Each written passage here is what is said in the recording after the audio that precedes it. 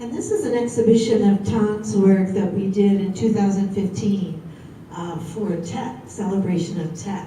And he's done all the animals of the zodiac in Nom. So it was really quite a wonderful exhibition. So you can find yourself here. That's me, the rat.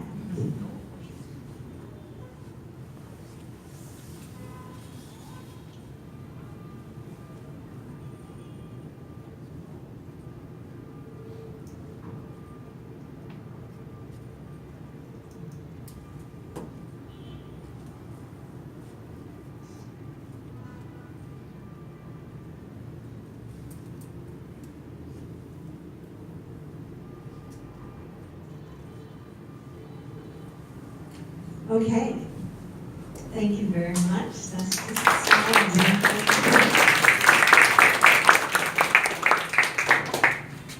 Yeah, if we can have lights. I feel really, really privileged to be working with this group of artists, to see how they're really doing a wonderful job at preserving the culture and bringing it out into the mainstream. I just want to point out on the book, on the table here, this is the catalog from the Wordless exhibition that we did in 2010 at the gallery. This is the catalog from Script, the very first exhibition they did of their Nom contemporary calligraphy. This is Le Coq Viet, an exhibition we did for him at the gallery in 2008. Was actually in celebration of my 60th birthday, and he did 60 scrolls that represent, of course, the cycle of a person's life. And he entitled it, because all of the Buddha's teachings were oral, every Buddhist text starts with the first line, "This is what I heard." So this is the title of the exhibition. Spring Essence, I told you about before. This is the poetry of Ho Song Hun, one of the most important poets in Vietnam, all written in Nom. This is available on Amazon.com. I think I said that. And then this book is quite a wonderful book. This was the culmination of 10 years of research. It's called The Ancient Graphics of Vietnam. And Phan Cam Thong and Le Coq Viet and Kung Thach Loc spent 10 years going throughout all of Vietnam, studying all the temples and pagodas and everywhere where there were ancient graphics. And they literally preserved the graphic history of Vietnam. Many of these temples and pagodas, of course, have burned now or been the precious graphics have been destroyed. So it's a very important book. Unfortunately, it's out of print, but you can look through it here. And then these are blocks that are made by Tom. And Tom is here, right here. So I'd like to introduce Tom and thank him, of course, for all of his work and his research. And if I got Dr. Lam come, who is really, I'm so grateful to Dr. Lam to, as I said, even after working on this film for so many years, and I still was so confused, and he made it very clear. So I think Dr. Lam and Tang can tell you a little bit about these works by Tang that are here, so that you. At the first glance, looks very much similar to Sanskrit script, but it's also, it's at the first glance, but in fact, the Sanskrit was used for recording Buddhist sutras, and it is used solely in India. The Laos script or the Thai script here are used for the Laos people and the Thai people, the Khmer people. So the people from India, specialists in Sanskrit, can't understand anything from the Laos of the Thai scripts. The same, the people from Laos and Thailand can't understand anything from text in Sanskrit. Like in Vietnam, we used Han script. So the Han script at the same time, Han script is also a deaf language, like Latin in Europe. But the Nom script, at the first glance, it also looks very much close to the Han script. Because the Nom script is based on the Han script. We borrowed elements from the Han script and to create a new script for us. So the Vietnamese people used it together with Han script for a long time. But the Han people in the ancient time, in the past, couldn't understand. And now the modern Chinese people can't understand. The same, if I'm not specialist in this script, I can't understand. If I know only Han script, I can understand the Han text, but I can't read them. The Nom script can't understand. So the Han script, it is the script and the language and foreign to us. But the Nom script, it is only script, like a Romanized script. They are used, both scripts are used for recording the Vietnamese language. So we can understand. In the text, for example, in the book, usually the modern book, Vietnamese books, which reprint the classic literature in Han script, usually you have three parts. The first, the original poem or text in Han script. Then the phonetic transcriptions of the poems. And the third part is the Vietnamese translation. For the Nom script, we need only two. The first, the original text in Nom script, and then phonetic transcription into the Vietnamese language. No, it is not translation. It is only phonetics transcription, because nowadays we use the Romanized alphabet, and that's why we need the Romanized alphabet for transcribing the Nom script. Missionaries came to Vietnam and didn't create any new alphabet for us in the 17th, 18th, and 19th century. We would have used the Nom script even nowadays instead of Romanized alphabet. So it is the big difference between the two systems of scripts. The Nom script, it is just script. It is the Vietnamese language. But the Han script, it is the script and the language. For example, it is the verse is taken from the Tale of Gioi. I'm a specialist and Thang, it is the author, can read. Okay, I read it in Vietnamese. At once, no need for translation. Long lanh đáy nước in trời thành xây khói biếc non phơi bóng vàng. Okay, you understand? And everybody in Vietnamese can understand. And the people who know Vietnamese again, for example, take Lady Burton can understand. Okay. Long lanh đáy nước in trời. The sky is mirrors in the glittering water surface or in the glittering water. And thành xây khói biếc. The citadel is shrouded in mist. And non phơi bóng vàng, the mountain exposes itself in the golden sunlight. It's very beautiful verses from the Tale of Gioi. Okay, ở đây là ngày xuân con én đưa thoi thiều quang 90 đã ngoài 60. Okay, so that means ngày xuân con én đưa thoi in springtime, in spring days, swallows spring is woven by swallows flying back and forth. Thiều quang 90, because the springtime is last for 3 months. Of course, we have 4 seasons, but the 4 seasons also divided into 24 sections, lengths of time. So the springtime usually lasted for 90 days, but now 60 days have already elapsed, and now now it is the timing sections of the time. It is the how do you call it? I don't know how to explain it, but it is the year is divided into 4 seasons, and the 4th season is also divided into the 24 sections.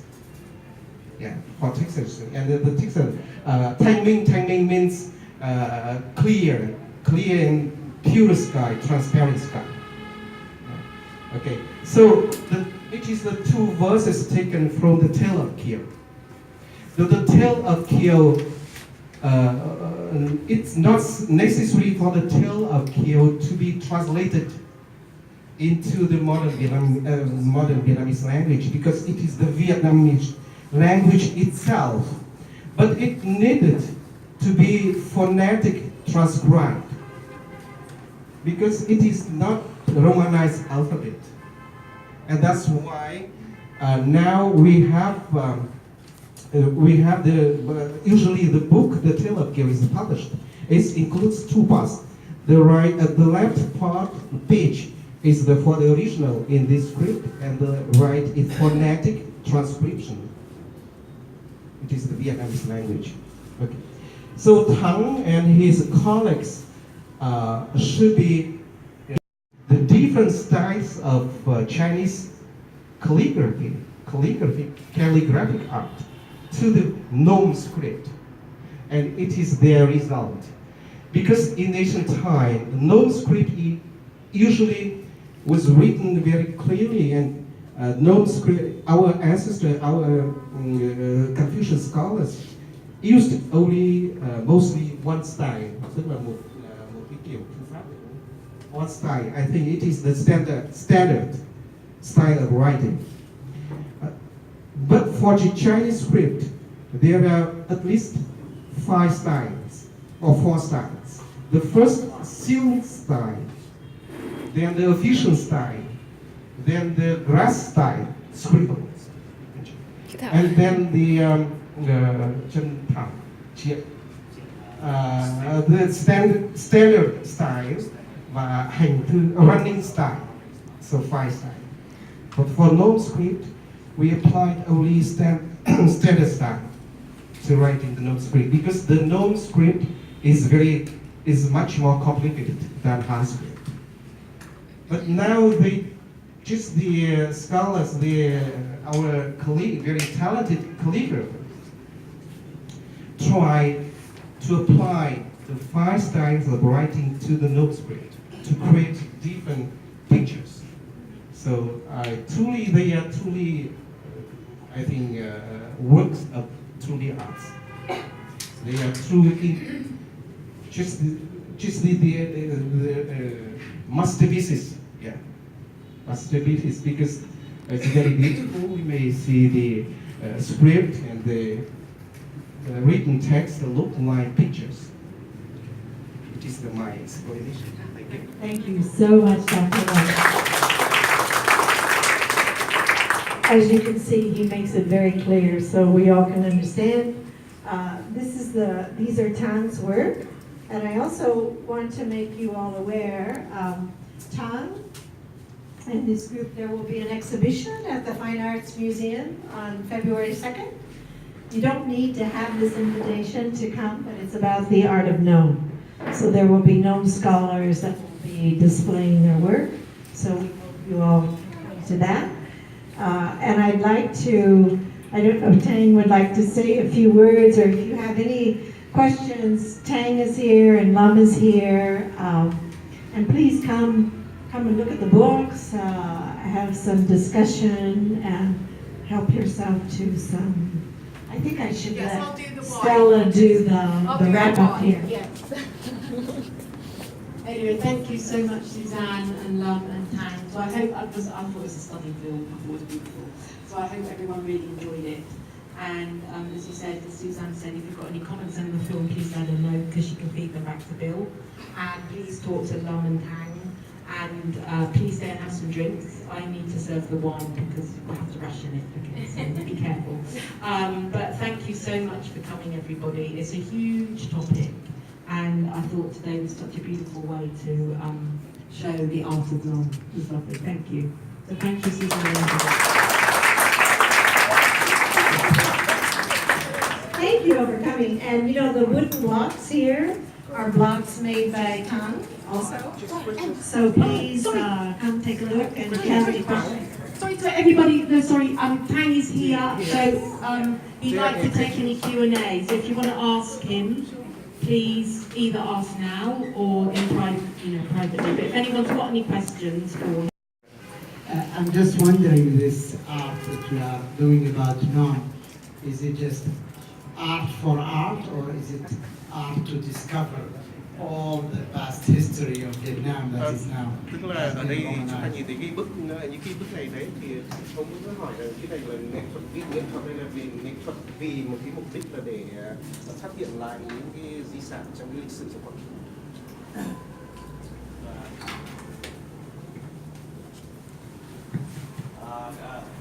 Kính thưa quý vị, đáng nhẽ tôi phải nói bằng tiếng Anh nhưng mà my English not good. This is not the translation. Thực ra thì có cả hai, bởi vì là cũng như đất nước của ông ấy có rất nhiều di sản mà chúng ta cần phải chuyển để giới thiệu để cho mọi người hiểu. Nhưng bên cạnh đó để phát huy cái mới thì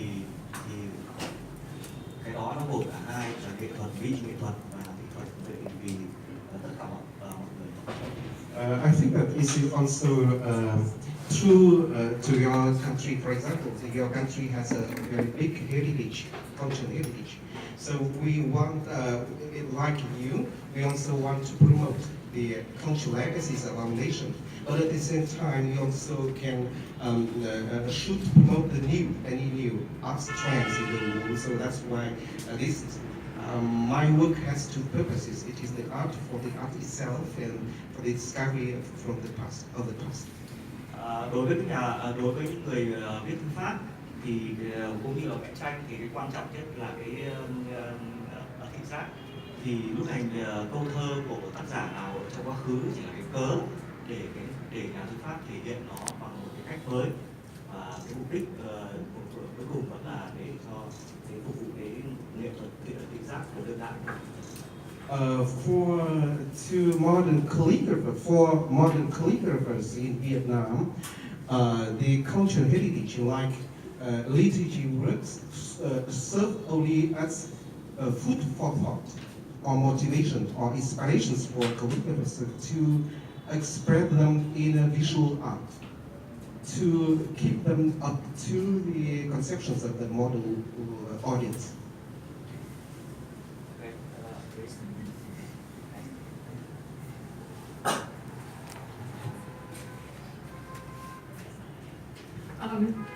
Two quick questions. One I asked last week, but I think it bears being asked again for Mr. Luck.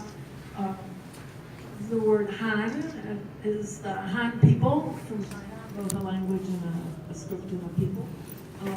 So we know the origin of that word, and maybe he could tell us the origin of the word nom, right? So that's the first question. And then the second question for Mr. Tang. What is the origin of the name of your group? Expressionism, postmodernism, abstractism, and etc.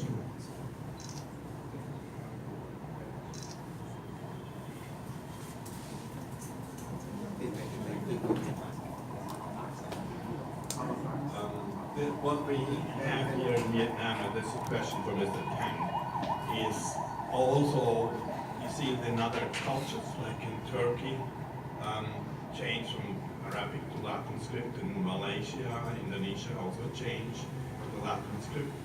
So it's some common features worldwide in that. But my question is, now going back to take the nom into the art and showing it to people, how, and I know it's a very general question, how do your audience, your Vietnamese audience react to it? What do they say? Tức là cái hiện tượng mà chuyển sang chữ Latin đó ở Thổ Nhĩ Kỳ, Malaysia hay là Indonesia, nơi có cộng đồng Hồi giáo đó, sử dụng chữ Arabic, bây giờ chuyển sang Latin. Thì Việt Nam thì cũng như vậy thôi. Thế nhưng mà bây giờ tôi muốn hỏi một câu hỏi khá là thách thức, đó là khi mà anh áp dụng cái nghệ thuật vào cái chữ nôm như này thì những cái khán giả hoặc là những cái người xem, người thưởng thức nghệ thuật đó, người ta có phản ứng như thế nào với cái nghệ thuật? Thực ra khi đối với một quốc gia khi dùng một loại văn tự gì đó thì phụ thuộc vào chính phủ. Còn trên thực tế thì trong đời sống của nghệ thuật, cái gọi là calligraphy thì nó vẫn hình như vẫn có đời sống riêng, và chữ là một cái cớ để người ta phô diễn cái vẻ đẹp cũng như là cái văn tự, rồi cái nghệ thuật thư pháp. Ở đây chữ nôm cũng như trong hệ của chữ Hán cũng như chữ Ả Rập, nó tiếng Anh đều gọi là calligraphy, có nghĩa là nghệ thuật thư pháp. Nghệ thuật thư pháp thì nó có giá trị đối với nghệ sĩ, còn văn tự nói chung thì có giá trị với đời sống của chế độ, của chính phủ.